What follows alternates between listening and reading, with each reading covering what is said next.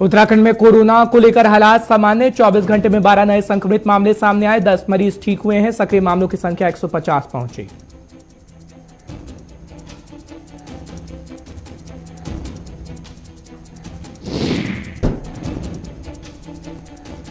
उत्तराखंड में पुष्कर सिंह धामी का बड़ा फैसला। सरकार ने उठाए बड़े कदम। पूरे राज्य में दिसंबर तक के लिए राष्ट्रीय सुरक्षा अधिनियम रासुका कानून को लागू कर दिया गया। इसके तहत सभी जिलाधिकारियों की शक्ति को बढ़ाया जाएगा।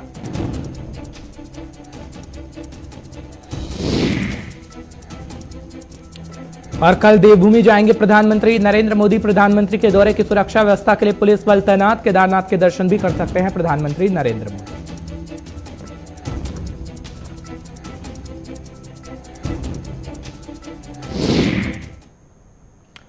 नमस्कार, मैं हूं आपके साथ हर्ष भारद्वाज। इस वक्त के बुलेटिन में आपका बहुत बहुत स्वागत है। गुलिस्तान न्यूज आप देख रहे हैं। फटाफट से एक नजर डालेंगे उत्तराखंड की कुछ खास खबरों पर और बड़ी जानकारी आपको देते हैं। उत्तराखंड में पुष्कर सिंह धामी का बड़ा फैसला हुआ है। आपको जानकारी इस वक्त की बड़ी दे रहे हैं। दरअसल उत्तराखंड में 31 दिसंबर तक रासुका को लगा दिया गया है।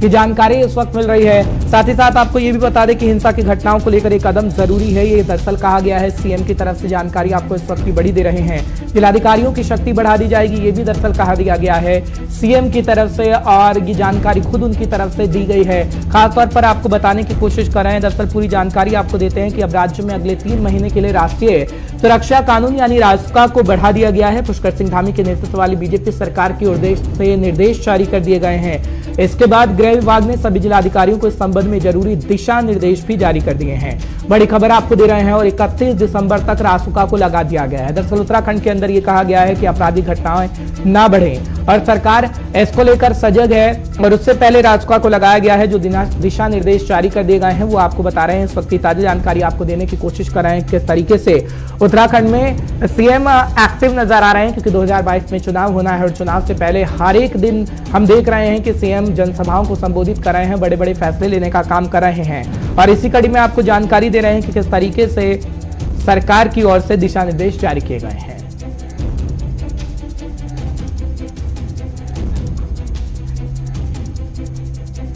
संचित इस वक्त हमारे साथ जुड़ रहे हैं, हमारे संवाददाता। तमाम जानकारी पहुंचाने की आप तक पूरी कोशिश करेंगे। संचित, बहुत बहुत शुक्रिया इस वक्त हमारे साथ जुड़ने के लिए। संचित, क्या जानकारी आपके पास है, क्योंकि खासकर हम देख रहे हैं कि सीएम एक्टिव नजर आ रहे हैं। 2022 का समय बेहद नजदीक है। जनसभाओं को संबोधित करना हो या फिर कड़े फैसले लेना हो, एक और फैसला लिया गया, रासुका लगा दिया गया। क्या जानकारी आपके पास है? देखिए यार, मैं आपको बताना चाहूंगा कि जिस तरीके से पुष्कर सिंह धामी देखिए पूरे अलर्ट मोड में, क्योंकि ये साल चुनावी साल है और 2022 के विधानसभा चुनाव होने हैं। उसको लेकर के लगातार जो तीनों ही पार्टियां तैयारी में लग चुकी है। अगर उसी की तर्ज से बात करें तो आप देखिए, अगर और यूपी में भी विधानसभा चुनाव होने हैं, उसको लेकर के वहां पर जो किसान है वो लगातार विरोध प्रदर्शन कर रहे हैं। तो उसी के तर्ज पे उत्तराखंड को भी जो किसान लोग हैं घेर रहे हैं, काम करने की बात कर रहे थे। और तमाम तरीके की जो हिंसक घटना है उत्तराखंड में होने का इनपुट सीएम पुष्कर सिंह धामी को मिला। इसको लेकर के पुष्कर सिंह धामी ने कड़े कानून और कड़े फैसले लेते हुए राज्य में रासुका लगाने का फैसला लिया। उन्होंने राज्य में 31 दिसंबर तक के लिए रासुका लगा दिए। तो कहीं ना कहीं पुष्कर सिंह धामी इस वक्त उत्तराखंड के अंदर किसी भी तरीके का कोई भी आपराधिक घटनाओं को बढ़ाने का काम नहीं करना चाहते, ना कोई इस तरीके की घटना उत्तराखंड के अंदर बढ़े उसको रोकथामने का काम पुष्कर सिंह धामी करना चाहते हैं। साथ ही साथ आप देखिए लगातार जिस तरीके से विरोध प्रदर्शन उत्तराखंड में अलग अलग चीजों को लेकर के चल रहा है और चुनाव पास आने वाले, तो उसकी जिम्मेदारी अगर उत्तराखंड राज्य के अंदर किसी भी तरीके की कोई घटना घटती है तो उसकी जिम्मेदारी स्वयं मुख्यमंत्री को होगी। और देखिए पुष्कर सिंह धामी ने अभी नया कार्यभार संभाला है और उसको लेकर के वो कोई भी चूक उत्तराखंड के अंदर होते हुए अपने कार्यकाल में होने देना नहीं चाहते। इसको लेकर के लगातार पुष्कर सिंह धामी अलर्ट मोड पर नजर आते हैं। चाहे वो जनसभाओं को संबोधित करने का काम हो, चाहे कोई फैसले लेने हो, चाहे युवाओं के लिए कोई निर्णय लेना हो, तो पुष्कर सिंह धामी हर चीज में इस वक्त आगे नजर आ रहा है। आप देखिए तमाम तरीके के जो बड़े विभागों की बात करें वो भी पुष्कर सिंह धामी ने अपने कंधे से हटा करके मंत्रियों के कंधे पर रखे। कहीं ना कहीं मंत्रियों को अपने साथ जोड़ने का काम भी लगातार पुष्कर सिंह धामी ने, जब से मुख्यमंत्री की शपथ ली ऐसे काम पुष्कर सिंह धामी करता है। तो आप एक अंदाजा लगा सकते हैं कि 2022 की तैयारी पुष्कर सिंह धामी पूरी तरीके से कर रहे हैं और उनके नेतृत्व में ही 2022 का विधानसभा चुनाव लड़ा जाएगा। उसके लिए पूरे तैयार है और साथ ही साथ तो कह रहे हैं कि दोबारा उनकी सरकार बनेगी तो पुष्कर सिंह धामी ही मुख्यमंत्री के रूप में शपथ लेते हुए नजर आएंगे। ठीक है संचित, आप लगातार बने रहिएगा हमारे साथ। फिलहाल एक बड़ी खबर और आ रही है, दर्शकों को फटाफट से देते हैं। उत्तराखंड से एक बड़ी जानकारी है, क्योंकि प्रधानमंत्री नरेंद्र मोदी की तरफ से उत्तराखंड पहुंचा जाएगा। कल देवभूमि जाएंगे प्रधानमंत्री नरेंद्र मोदी। ये बड़ी जानकारी इस वक्त की आपको दे रहे हैं। दरअसल कहा जा रहा है कि प्रधानमंत्री के दौरे की सुरक्षा व्यवस्था के लिहाज से पूरी तैयारी कर ली गई है। और बड़ी खबर आपको बता रहे हैं, केदारनाथ के दर्शन कर राज्य के नेताओं से मुलाकात करेंगे प्रधानमंत्री नरेंद्र मोदी। ये सूत्रों के हवाले से खबर है कि केदारनाथ के दर्शन कर सकते हैं। ऐसे पहले 2019 में केदारनाथ मंदिर गए थे प्रधानमंत्री नरेंद्र मोदी। और बड़ी जानकारी आपको दे रहे हैं, क्योंकि लगातार देख रहे हैं हम सीएम एक्टिव नजर आ रहे हैं, खासतौर पर उत्तराखंड के अंदर। लेकिन इसी कड़ी में एक बड़ा चेहरा यानी प्रधानमंत्री नरेंद्र मोदी का चेहरा उत्तराखंड के अंदर होगा, जब कहीं ना कहीं बताने की कोशिश की जाएगी कि बीजेपी किस तरीके से उत्तराखंड का विकास कर रही है और आगे आने वाले समय में बीजेपी उत्तराखंड में विकास करके दिखाएगी, अगर सत्ता में दोबारा काबिज होती तो है। तो फिलहाल बड़ी जानकारी आपको दे रहे हैं, क्योंकि दौरा पहले से प्रस्तावित था और कल 7 तारीख है और कल पहला नवरात्रा भी है। और खासतौर पर प्रधानमंत्री नरेंद्र मोदी उत्तराखंड पहुंच रहे हैं, क्योंकि उत्तराखंड को देव भूमि भी कहा जाता है। संचित इस वक्त हमारे साथ जुड़े हुए हैं, लगातार तमाम जानकारी आप तक पहुंचा रहे हैं। संचित, उत्तराखंड को देवभूमि भी कहा जाता है, कल पहला नवरात्रा है और साथ ही साथ अगर जिक्र करें तो केदारनाथ के धाम के दर्शन भी कर सकते हैं प्रधानमंत्री नरेंद्र मोदी। क्या कुछ उनके दौरे को लेकर तैयारी है खासकर उत्तराखंड में?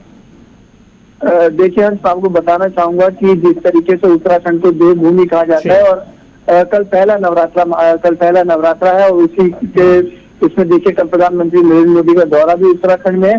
तो अगर फिलहाल की जो सूची पीएमओ से जारी हुई है तो उसको लेकर के जो सूची है कि प्रधानमंत्री नरेंद्र मोदी सबसे पहले एम्स जाएंगे, जो मेडिकल जो ऑक्सीजन प्लांट है उसका लोकार्पण करेंगे। साथ ही साथ लगातार इस बात की चर्चा है उत्तराखंड में तेज हो गई, क्योंकि देखिए मुख्यमंत्री बनने के बाद पहली बार पुष्कर सिंह धामी केदारनाथ का दौरा करने गए, क्योंकि वहाँ पर पुनर्निर्माण का कार्य चल रहा है और केदारनाथ प्रधानमंत्री का ड्रीम प्रोजेक्ट भी माना जाता है। उसको लेकर के लगातार जिस तरीके से प्रधानमंत्री के आने से पहले सीएम का दौरा वहाँ पर, तो ये चर्चाएं तेज है कि प्रधानमंत्री केदारनाथ जा सकते हैं। लेकिन अगर अथॉरिटी की बात करें, उसकी बात करें अथॉरिटी की, तो फिलहाल कोई ऐसी चीज अभी जारी नहीं कही गई पीएमओ की तरफ से।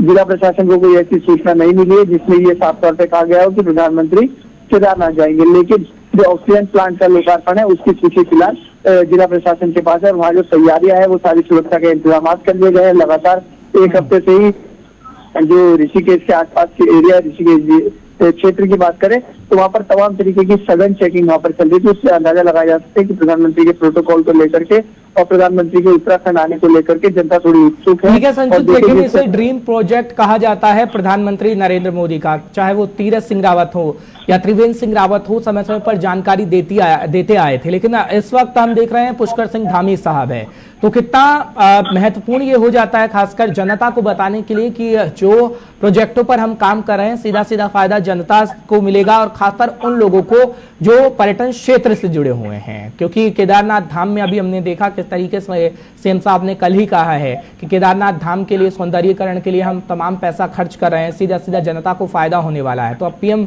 भी पहुंचेंगे तो क्या वही शब्द प्रधानमंत्री नरेंद्र मोदी भी इस्तेमाल कर सकेंगे खासतौर पर केदारनाथ के लिए?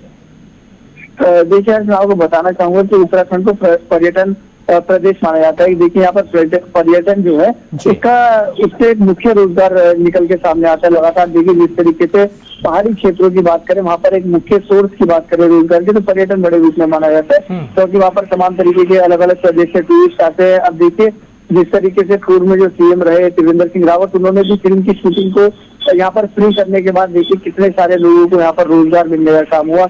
और साथ ही साथ जो फिल्म को लेकर के जो शूटिंग उत्तराखंड के अंदर होती है उनको सब्सिडी देने का काम किया।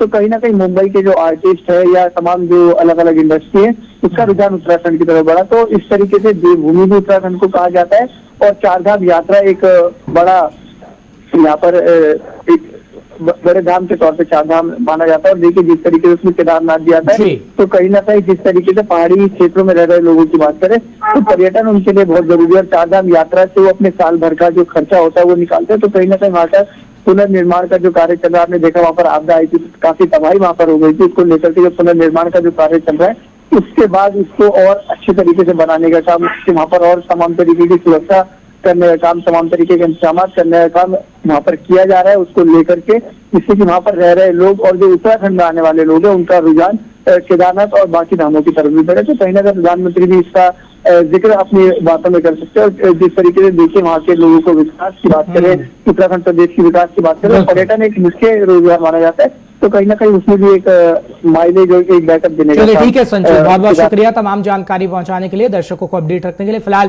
उत्तराखंड का जिक्र हो रहा है तो फटाफट से कोरोना काल इस वक्त चल रहा है, हालांकि हालात सामान्य हो रहे हैं, तो आंकड़ा कितना है उत्तराखंड के अंदर वो आपको फटाफट से बता देते हैं। बड़ी जानकारी इस वक्त मिल रही है स्वास्थ्य विभाग की तरफ से, जो आंकड़ा दिया जाता है वो आपको फटाफट से बताते हैं। देवभूमि में कोरोना की रफ्तार में कमी आ चुकी है, हालात धीरे धीरे सामान्य हो रहे हैं, लेकिन स्वास्थ्य मंत्रालय की तरफ से जानकारी दी गई है कि 24 घंटे में 12 नए संक्रमित मामले सामने आए हैं। खासतौर पर उत्तराखंड के अंदर आपको बड़ी जानकारी दे रहे हैं कि एक भी मरीज की मौत नहीं हुई है। 10 मरीज ठीक होकर अपने घर भी जा चुके हैं, और अगर एक्टिव केसों की संख्या की बात करें तो 150 तक जा पहुंची है। उत्तराखंड से बड़ी जानकारी आपको दे रहे हैं क्योंकि कोरोना को लेकर लगातार हालात धीरे धीरे सामान्य हो रहे हैं। हालांकि कोरोना नियमों का पालन करना होगा ये भी कहा गया, और जैसे जैसे हालात सामान्य हो रहे हैं चीजों में छूट मिलती जा रही है। इस तरीके से केदारनाथ धाम का जब हम जिक्र करें तो कल ही कोर्ट की तरफ से फैसला दिया गया है कि सभी पाबंदियों को हटा दिया गया है, लेकिन ये कहा गया है सीएम की तरफ से कि सभी नियमों का पालन लोगों को करना जरूरी है और अपने दस्तावेज भी लेकर केदारनाथ के अंदर आए, यानी पर्यटकों को ये बातें कही गई हैं। फिलहाल विशाखा चौधरी इस वक्त हमारे साथ जुड़ रहे हैं, हमारे संवाददाता हैं, तमाम जानकारी आप तक पहुंचाएंगे। विशाखा, बहुत बहुत शुक्रिया हमारे साथ जुड़ने के लिए इस वक्त के बुलेटिन में। विशाखा, क्या जानकारी आप हमारे दर्शकों को देंगी, क्योंकि खासतौर पर सामान्य हालात हो रहे हैं, लेकिन अगर सावधानी सतर्कता नहीं बरती तो हर एक व्यक्ति के दरवाजे तक कोरोना पहुंच सकता है। कल सीएम साहब को भी हम सुन रहे थे क्योंकि कोर्ट का फैसला आया जिसके बाद कहा गया कि पाबंदियों में छूट दी गई है, लेकिन पर्यटकों को खासतौर पर नसीहत दी गई है कि अपने दस्तावेज लेकर आएं और कोरोना नियमों का पालन किया जाए खासतौर पर। विशाखा जी बिल्कुल हर्ष, देखिए फिलहाल कोरोना की स्थिति उत्तराखंड में जरूर नियंत्रण में है और हर रोज जो ग्राफ है वो नीचे की तरफ भी लुढ़कता हुआ दिखाई देता है, लेकिन इसके बावजूद जिस तरह से अभी चारधाम यात्रा से कल रोक हटा दी गई और अब असीमित संख्या में देश भर से जो धर्मार्थी है वो उत्तराखंड प्रवेश करेंगे, इससे पहले ही जो रजिस्ट्रेशन थे ई पास को लेकर उनकी भरमार राज्य सरकार की जो वेबसाइट है उन पर देखने को मिली थी, और अब देखिए तमाम जो बंदिशें हैं वो हटा दी गई है। इसके बाद आने वाले लगभग 40 दिन अभी चारधाम में बचे हैं। इन 40 दिनों में कितने लोग देश भर से उत्तराखंड में आएंगे और किस तरह से कोरोना की जो स्थिति नियंत्रण में रहेगी, जाहिर तौर पर वो चिंता की बात जरूर रहेगी आम लोगों के लिए भी, प्रशासन के लिए भी, सरकार के लिए भी। और फिलहाल की अगर हम बात करते हैं कोरोना की स्थिति की बात करते हैं तो जाहिर तौर पर भी अनलॉक की पूरी प्रक्रिया जारी है। हालांकि अभी कोविड कर्फ्यू में जो कोविड कर्फ्यू की जो अवधि है वो राज्य सरकार के द्वारा बढ़ाई गई है। इसके बावजूद जो तमाम स्कूल्स हैं, विद्यालय हैं, कॉलेज हैं, उत्तराखंड की यूनिवर्सिटीज हैं, वो फिलहाल अनलॉक की तरफ पूरी तरीके से बढ़ रही है। ऑनलाइन जो कक्षा का जो माध्यम था वो फिलहाल खत्म होकर ऑफलाइन जो पढ़ाई है वो शुरू हो चुकी है। तो देखिए फिलहाल की जो स्थिति है वो बिल्कुल पहले के जैसी सामान्य हो गई है। अब इस स्थिति में कितना स्थिति को नियंत्रण रखते हुए कार्य किया जाता है और क्या कोरोना की जो स्थिति है वो नियंत्रण में रह पाती है आने वाले दिनों में, यह समय बताएगा। फिलहाल अच्छी खबर निकलकर उत्तराखंड से यह आती है कि वैक्सीनेशन की जो प्रक्रिया है, वैक्सीनेशन की जो स्पीड है वो राज्य में कहीं ना कहीं अच्छी है। जिस बात का कहीं ना कहीं डर था कि शायद पहाड़ी जो क्षेत्र है, पहाड़ी जिले हैं, वहां पर वैक्सीनेशन करना उतना सरल नहीं हो पाएगा प्रशासन के लिए। वैक्सीन की डोज पहुंचाना समय पर वहां पर इतने जो, क्योंकि इतना जो एक तरीके से कहें कि कठिन मार्ग है, जो वहां का भौगोलिक जो स्थिति है वो सही नहीं है। उसके बावजूद पहाड़ी जिलों का वैक्सीनेशन मैदानी जिलों से कई बेहतर तरीके से संभव हो रहा है। फिलहाल अगर हम करते हैं वैक्सीनेशन का उन इलाकों में, खासतौर पर जहां ये कहा जा रहा है कि स्वास्थ्य विभाग की टीम पहुंच रही है, अब जो टारगेट रखा गया है दिसंबर तक सभी व्यक्ति को वैक्सीन लग जाएगा, क्या खासतौर पर ऐसा लग रहा है? क्योंकि कुछ इलाकों का जिक्र खुद प्रशासन की तरफ से किया गया है कि पूरी तरीके से दोनों डोजेस लग चुकी हैं लोगों को खासकर। जी बिल्कुल हर्ष, देखिए मुख्यमंत्री की तरफ से कहा गया है कि दिसंबर तक 100% जो वैक्सीनेशन है वो राज्य का हो जाएगा। और फिलहाल जरूर कई जो पहाड़ी जिले हैं, पौड़ी है, इसके बाद टिहरी है, ये कई ऐसे जिले हैं। उम्मीद की जा सकती है विशाखा की 100% वैक्सीन सभी व्यक्ति को लग जाए। बहुत बहुत शुक्रिया तमाम जानकारी पहुंचाने के लिए, दर्शकों को अपडेट रखने के लिए। फिलहाल उत्तराखंड से एक और जानकारी आपको देते हैं, क्योंकि अगर हम बात करें उत्तराखंड की तो एक खबर मिल रही है कि राज्यसभा सांसद ने केंद्र सरकार पर बड़ा आरोप लगाया है। फिलहाल आपको जानकारी पूरी इस वक्त की दे देते हैं। कांग्रेस के वरिष्ठ नेता और राज्यसभा सांसद टीएस तुलसी हल्द्वानी पहुंचे। मीडिया से खासतौर पर बातचीत की गई है और ये कहा गया है कि मोदी सरकार ने व्यवसायियों और छोटे दुकानदारों को खत्म करने का फैसला ले लिया है। केंद्र सरकार खाएंगे, खिलाएंगे और लुटाएंगे मॉडल पर काम कर रही है। उन्होंने केंद्र सरकार पर और भी कई गंभीर आरोप लगाए हैं। फिलहाल क्या कुछ उनकी तरफ से कहा गया है वो भी आप सुनिए।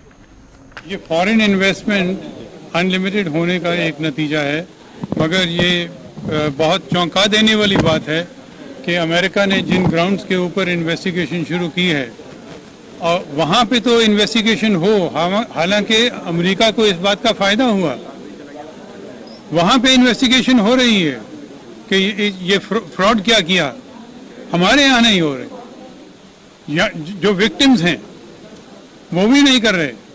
हमारे देश को किस तरह का नुकसान है? हमारे देश को नुकसान इसलिए कि यहाँ पे करप्शन की वजह से पैसे लेके रूल्स बनाए गए, पैसे लेके उनको बदला गया, तो ऐसे कैसे होगा? हमारी मांग ये है कि यहाँ पे इन्वेस्टिगेशन होनी चाहिए और इन्वेस्टिगेशन होनी चाहिए एसआईटी बना के, इन्वेस्टिगेशन होनी चाहिए सुप्रीम कोर्ट मॉनिटर्ड इन्वेस्टिगेशन।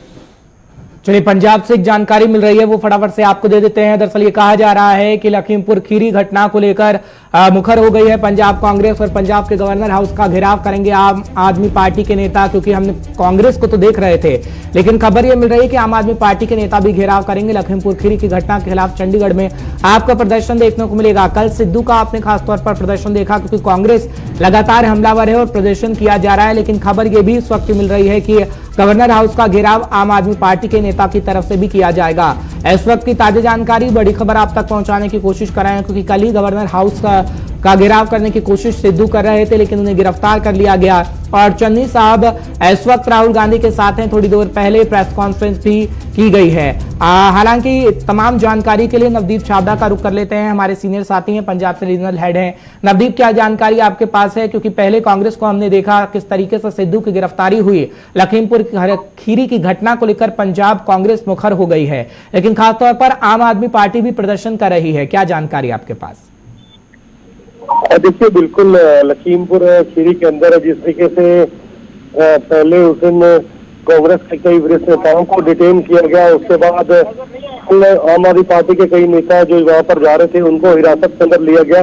तो इसी को लेकर पूरे पंजाब के अंदर रोष और निराशा की लहर है और यही कारण है कि आम आदमी पार्टी थोड़ी देर बाद जो एमएलए हॉस्टल है चंडीगढ़ का, वहां से रोष प्रदर्शन करते हुए निकलेगी और गवर्नर हाउस तक उनका घेराव करने का, प्रदर्शन करने का कार्यक्रम है।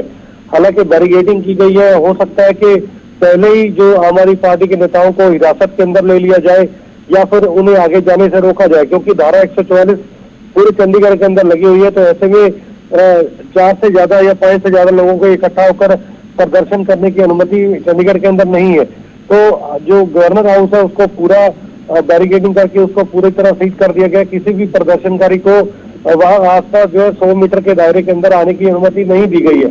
फिलहाल जो कार्यक्रम है वो जो एमएलए हॉस्टल से निकलने का है, वहां पर आम आदमी पार्टी के तमाम वर्कर, क्योंकि जो पार्टी की तरफ से आह्वान किया गया था, सभी जिलों से 70 से ज्यादा लोगों को बुलाया गया है चंडीगढ़ के अंदर कि वो आए और इस प्रदर्शन का हिस्सा बने। तो होगा कि किस तरीके का प्रदर्शन रहता है और क्या कुछ पुलिस आगे कार्रवाई इस पूरे मामले पर करती है। ठीक है, लेकिन एक सवाल और रहेगा, क्योंकि आम आदमी पार्टी का जिक्र करें तो आम आदमी पार्टी भी क्या राजनीति करने की कोशिश कर रही है? क्योंकि कांग्रेस को हमने देखा पहले प्रदर्शन, अब आम आदमी पार्टी, तो ये मौका कोई पार्टी नहीं छोड़ना चाहती है। नवदीप, देखिए, बिल्कुल लखीमपुर खीरी के अंदर जो कुछ हुआ, किसानों के साथ सहानुभूति हर पार्टी दिखाती है और किसानों का मुद्दा कोई भी पार्टी नहीं छोड़ना चाहती। यही कारण है कि आप देखिए कि वहाँ भले ही प्रशासन और जो पीड़ित फैमिलीज हैं उनके बीच समझौता हो गया हो अलग अलग चीजों को लेकर, लेकिन जो बाकी पार्टियां हैं वो आज भी इस मुद्दे को बुलाने में कोई कमी नहीं छोड़ रही। कारण साफ है, पंजाब के अंदर भी चुनाव है, उत्तर प्रदेश के अंदर भी चुनाव है।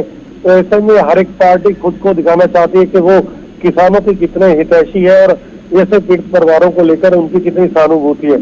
यही कारण है कि एक निरोल राजनीति से हटकर कहीं ना कहीं जो वोटों की राजनीति है वो पूरे मुद्दे को लेकर और हो रही किसान है। हमेशा से ही राजनीति का बड़ा मुद्दा रहा है। नवदीप, बहुत बहुत शुक्रिया तमाम जानकारी पहुंचाने के लिए, दर्शकों को अपडेट रखने के लिए। फिलहाल नवदीप बता रहे थे कि किस तरीके से आम आदमी पार्टी अब गवर्नर हाउस का घेराव करने जा रही है और मुद्दा वही है लखीमपुर खीरी, जिसको लेकर हम मुखर खासतौर पर विपक्षी पार्टियों को देख रहे हैं। फिलहाल बढ़ते हैं आगे, बात अब करेंगे बिहार की, क्योंकि बिहार से भी खबर है पप्पू यादव को लेकर।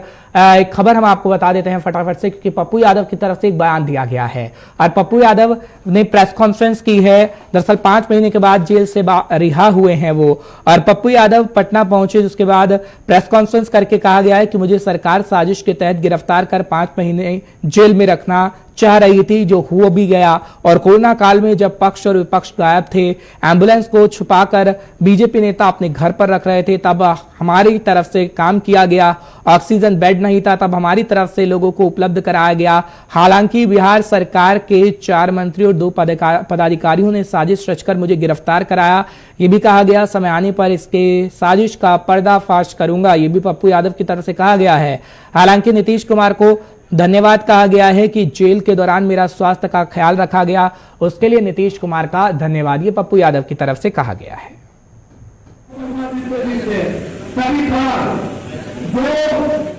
जिन लोगों ने किसान पर गाड़ी चढ़ा है, उन्होंने धमकी दिया है, धमकी कहा है कि मैं जानना चाहता हूं। सीधा उन्होंने कहा कि मुझको पहचान लो, मैं गृह मंत्री नहीं हूं, मैं गृह मंत्री के पहले हमारी औकात, इतिहास जान लो, इतिहास उसका क्रिमिनल का है। कई मुकदमे हैं मिनिस्टरों के, अपहरण के, उसी तरह तीनों मंत्री जो गृह मंत्रालय के हैं, तीनों तरीपार अपराधी, और वो चला रहे भारत के गृह मंत्री। वो मैं प्रधानमंत्री जी से उस मंत्री की बर्खास्तगी, उसके बेटे पर 302 का मुकदमा, और उत्तर प्रदेश के मुख्यमंत्री की बर्खास्तगी मैं चाहता हूं। इस मुद्दे को लेकर के कल से हमारी पार्टी आंदोलन के लिए अनवरत आंदोलन करेगी। जो किसानों पर जुल्म हो रहा है उस पर हम चुप नहीं बैठेंगे। तो आपने सुना पप्पू यादव की तरफ से दरअसल क्या कहा गया है। इस वक्त बिहार से आपको जानकारी दे रहे हैं।